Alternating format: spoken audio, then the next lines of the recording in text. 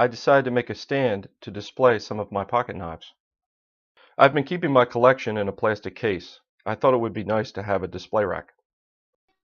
I used 1-inch pine, which is actually 3/4 inch thick. I ripped it to 5/8 square on my table saw. I cut my square stock to make 5 steps for the knives to rest on. I use this method rather than trying to cut the steps into a solid piece of wood. This way I can get cleaner steps. I decided to put a lip on each step to hold the knives more securely. I adjusted the height of my table saw blade to achieve the desired lip. I carefully stacked up my pieces with no glue to see how my stand would look. I decided to trim some length off the longest piece. I made a fixture out of scrap wood to help me glue everything square. I glued one side at a time in the fixture.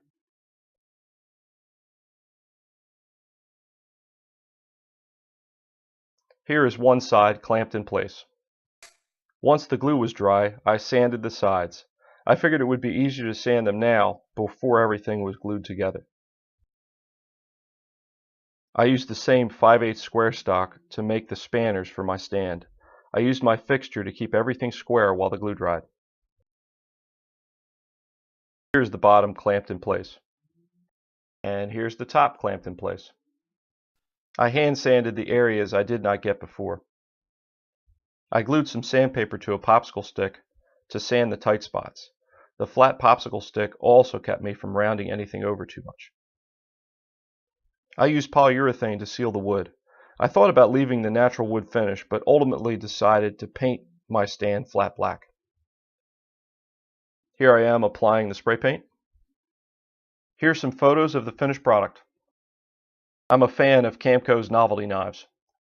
The knife on the bottom is from my Svord peasant knife video.